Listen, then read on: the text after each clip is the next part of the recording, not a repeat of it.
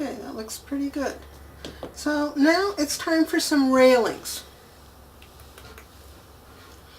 So I'm going to use some punched pieces that I did with my Martha Stewart punch, and I've got them here. Let me clean up this area a little bit.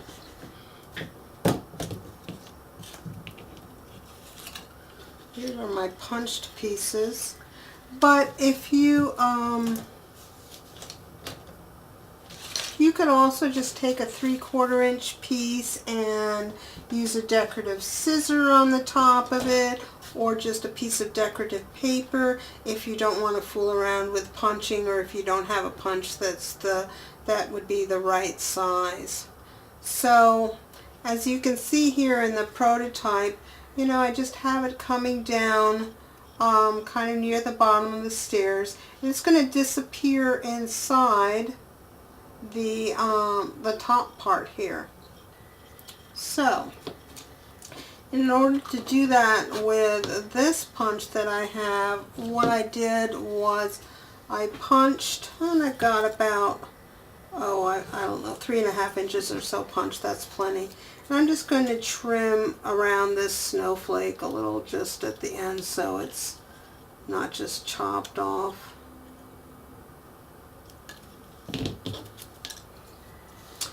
And then put that down here at the bottom. And I can see that I can cut it off about in here somewhere. This will be hidden behind the other piece.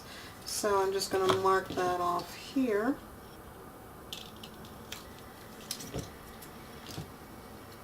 And this time I am going to remember to ink.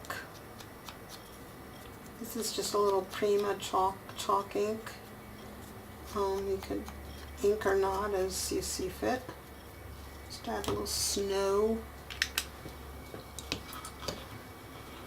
And then it's going this way on this piece, so I'm going to flip it over and add some score tape to the bottom so I'll be able to adhere it.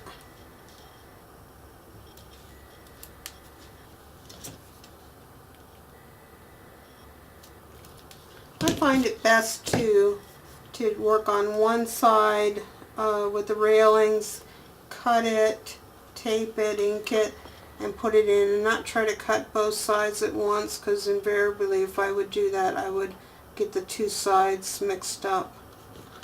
So I'm just lining it up here. You could turn it on over from this side. It's about 1/4 inch down, lining up with that score tape there. And then we're going to flip it over and do the same thing on the other side.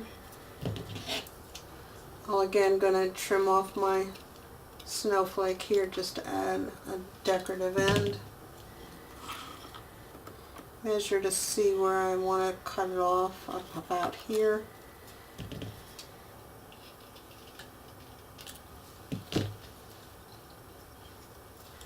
Remember to ink.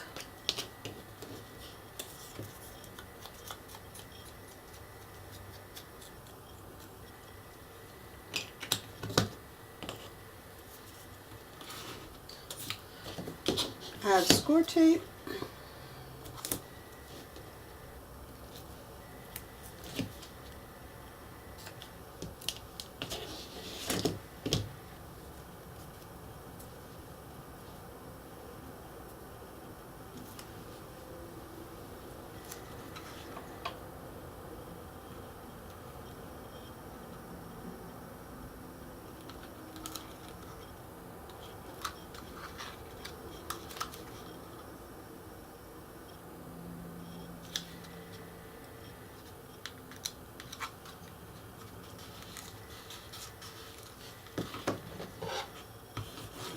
Give it a little burnish.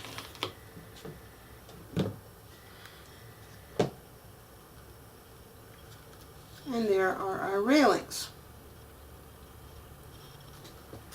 So we have one last step, and that is to put on the decorative paper on the outsides and put the outsides on. So Again, make sure you work in mirror image when you're doing this, because it is very easy to make two the same direction, which will not make you happy. Now, I like to use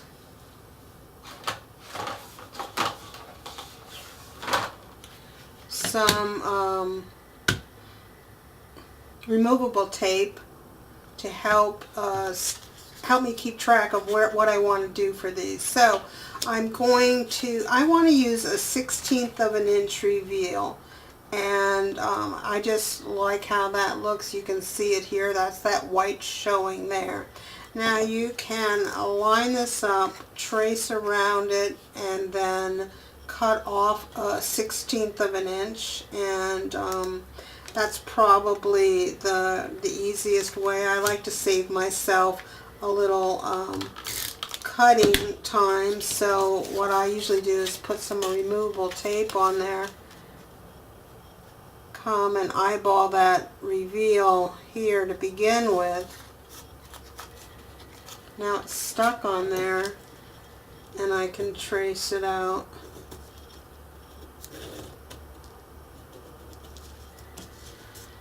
And I also usually put like a letter here and a letter here, just so I remember who's going on who. Now, the cut edges already have their 1/16 of an inch removed. On the other drawn edges, I want to remove a 1/16 of an inch.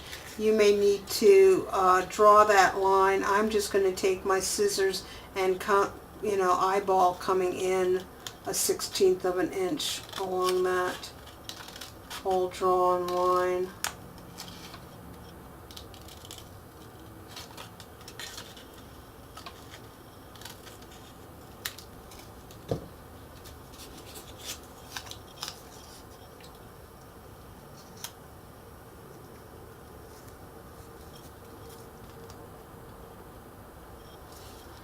And I'll do a little inking, and that will be that side there. And then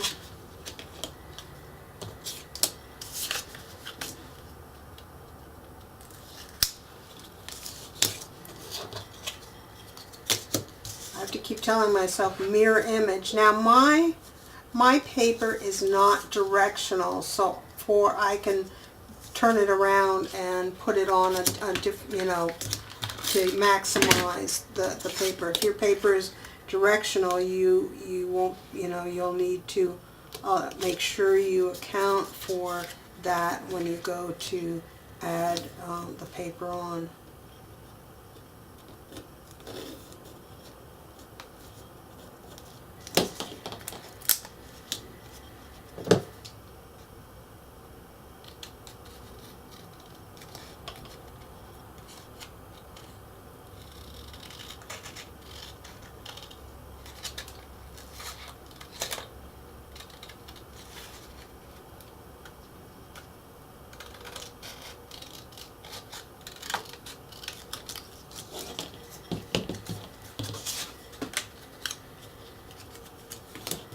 One's going on here.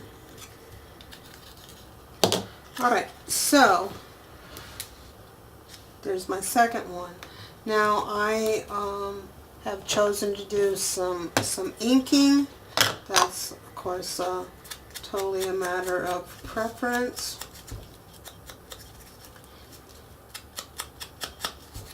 Again, this paper that I'm using here matches what I'm going to use on the walls for both levels. You can use something different, purely personal preference.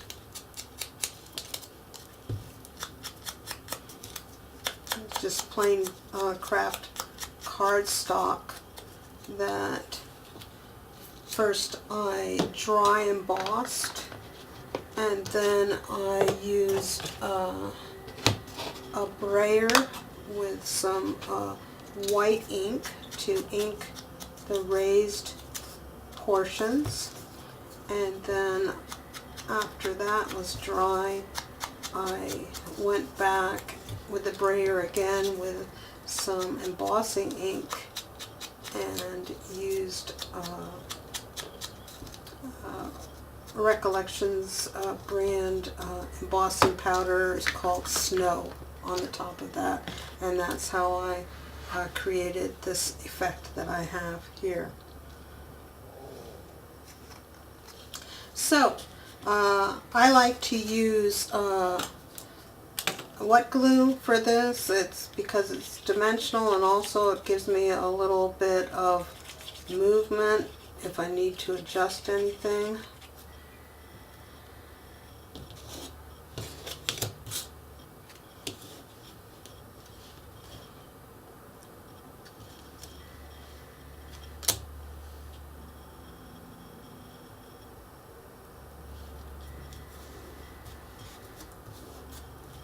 There's one side.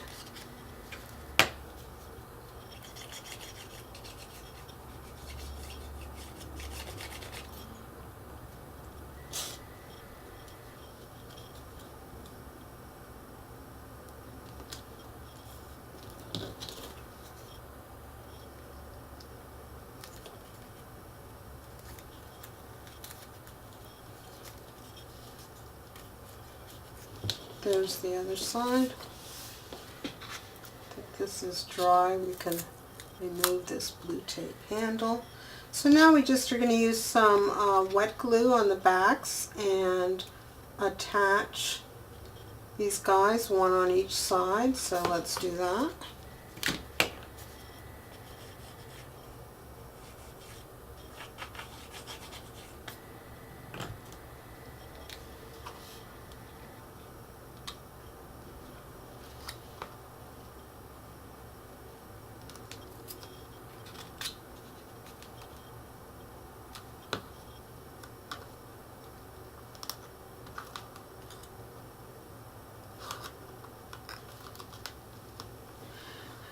Now don't worry about the tops here. When we finish the walls for level 2 and 3, we will be finishing the tops here on the staircases at that time.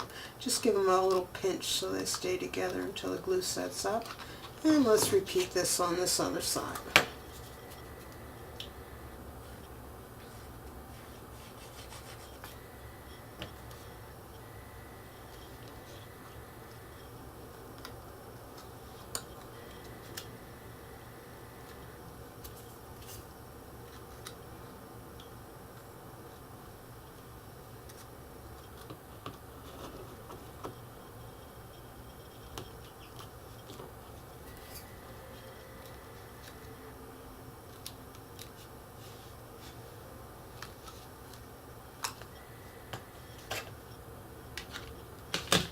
Clean up my area a little bit while I'm holding this.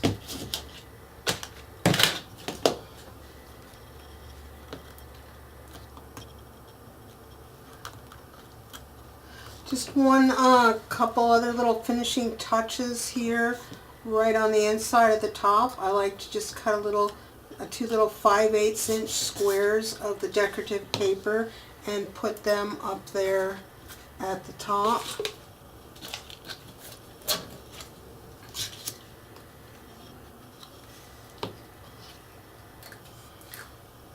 Find my ruler.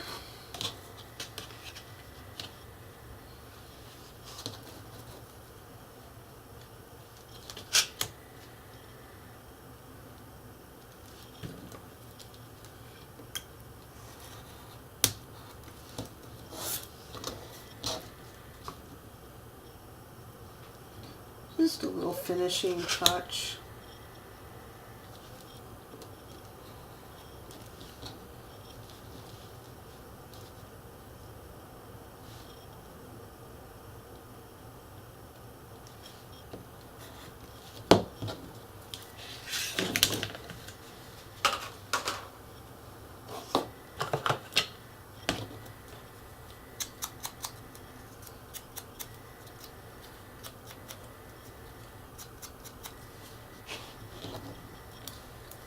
Little inking.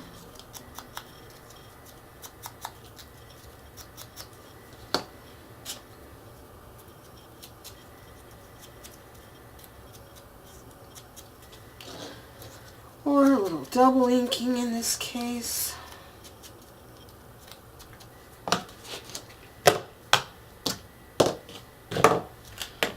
And finally,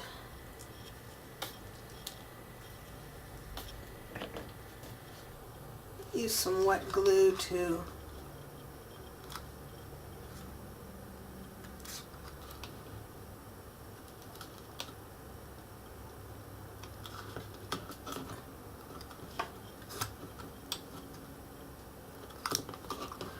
attach them.